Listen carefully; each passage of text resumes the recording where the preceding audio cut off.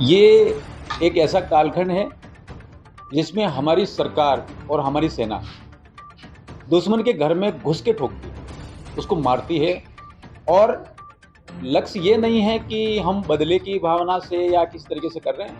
मुझे ऐसा लगता है कि हमारा अपना भारत का जो विचार है वो ये है कि जिनके साथ गलत हुआ, जिन माता बहनों के साथ गलत हुआ, जिन बेटियों के साथ गलत हुआ और सिंदूर उजाड़ा गया, उस उनके साथ न्याय होना चाहिए।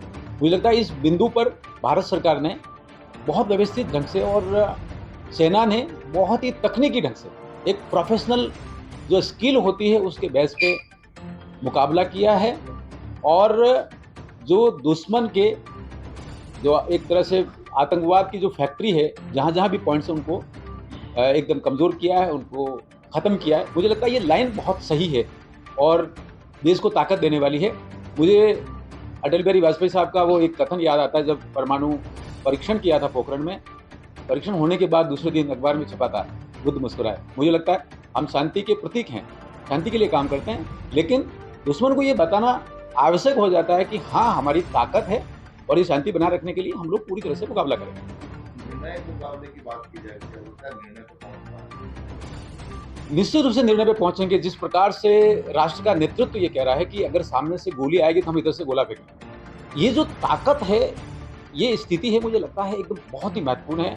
और शनैः-शनैः ही सही, अंतर्राष्ट्रीय परिस्थितियां भी हैं और जियोपॉलिटिक्स में भारत की स्थिति कमज़ोर रही है, लेकिन अब धीरे-धीरे आप ये भी देखेंगे कि जियोपॉलिटिक्स के हम लोग केंद्र में आ गए हैं और राष्ट्र के नेतृत्व की तरफ सब लोगों की आशा है। आप देखेंगे कई लोग जो आतंकवाद है और विशेष तौर पर जो इस्लामिक आतंकवाद है, उससे प्रताड़ित रहे हैं, परेशान रहे हैं, बहुत नुकसान खाया, वे सारे हमारे साथ हैं। तो अपने आप में एक ग्लोबल स्तर का एक ये वॉर की स्थिति बनी है।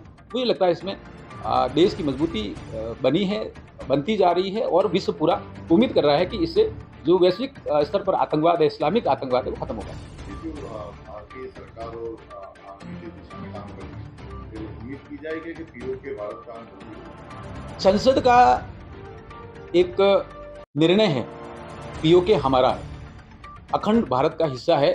और जिस प्रकार से we the people of India का संविधान है, उसमें आज भी स्थितियां हैं। और जम्मू कश्मीर के विधानसभा में आपने देखा होगा कि वहाँ कुछ पद खाली रहते हैं, रखे जाते हैं, वो पीओके के प्रतिनिधित्व के लिए हैं। और संसद ने जब निर्णय ले लिया तो हमारा सबसे बड़ी ताकत ही, हमारे सबसे बड़े समरूपता का प्रतीक ही संसद है।